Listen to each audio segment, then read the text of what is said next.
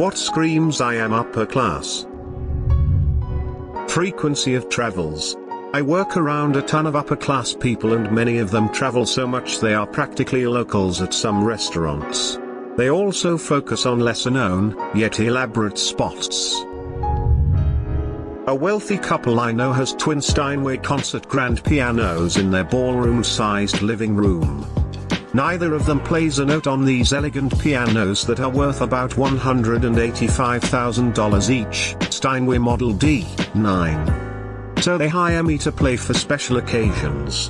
In the interim, the two grands just sit there as part of the room's decor. People who treat fines as payments. Let's just park on the street. It's only $150. No, we can't park on the street. That's how much a ticket costs. Okay, but let's just do that. I don't want to walk. Punishable by fine just means legal for rich people. Being enormously more concerned about how long something will take to get done, rather than how much it will cost. I once kicked it with a super rich dude for a few days and it was amazing. I'm talking damn near billionaire rich. Average people don't think about it, but imagine if you were free of all stress regarding work, bills, rent, car maintenance and etc. This dude was the epitome of carefree. That's what really impressed me about the guy. Every option is always on the table. Anything is possible at any time. You want some steak and lobster? Let me call my assistant. It's 3 a.m. and you want a tattoo? I'll call the concierge. I have a summer home in Aspencio. You want to go hang out there for a while? Get some skiing?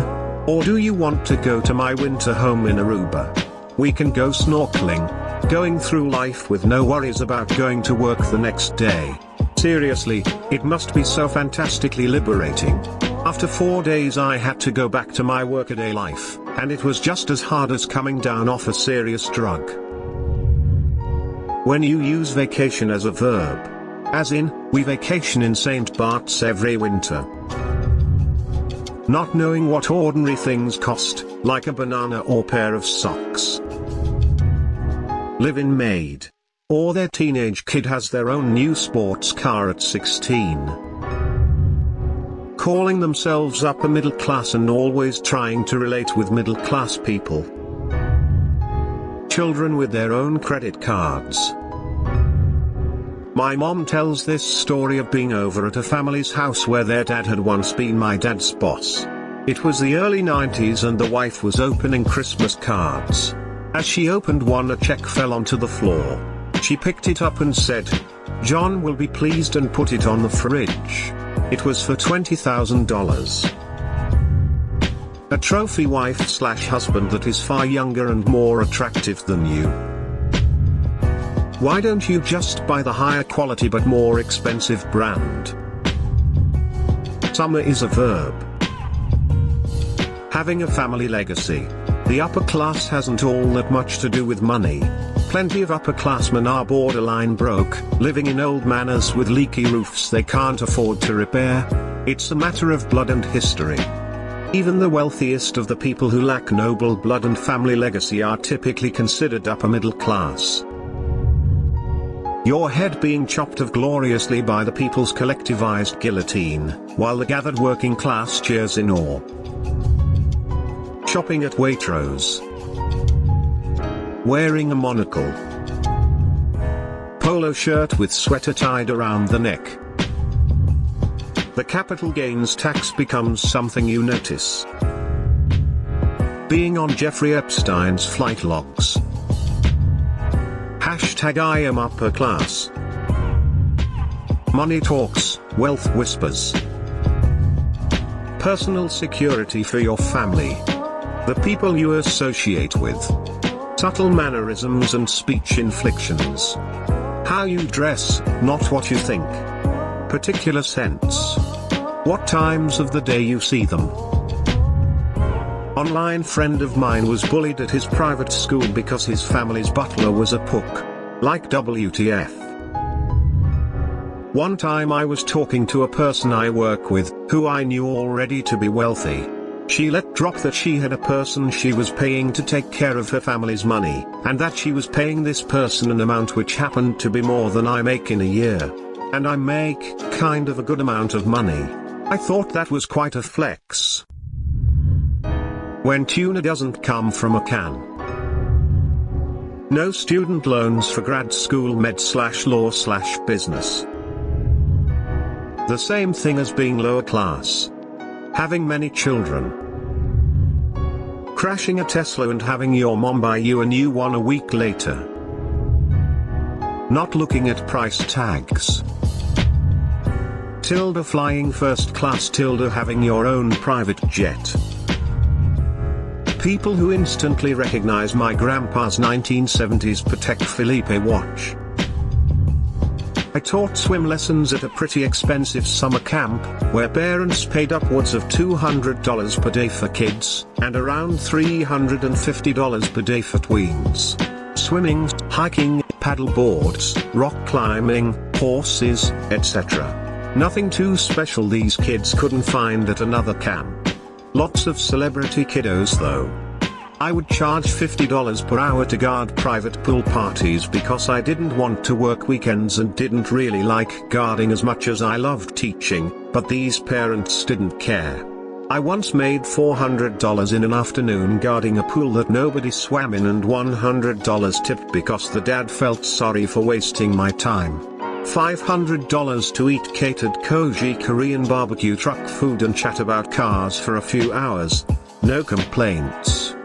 It felt like I was just on display for the parents to show that they could afford a guard. I miss it sometimes.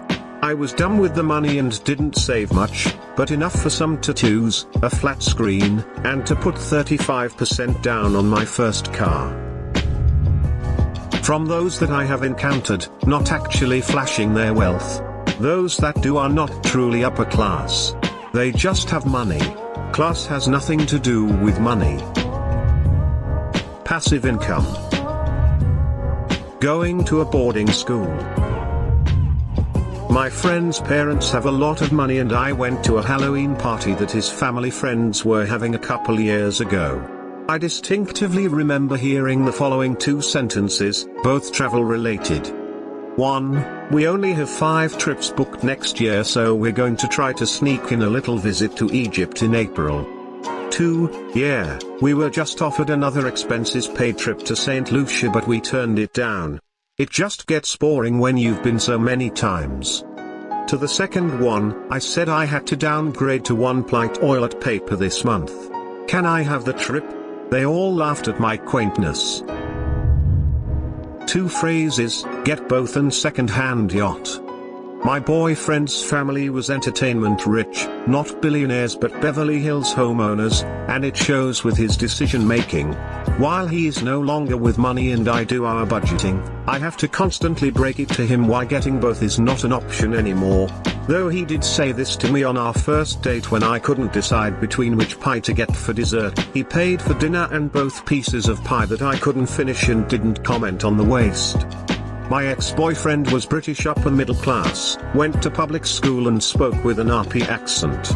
He told me his dad bought a second-hand yacht. In comparison, I grew up in a trailer court in rural Idaho.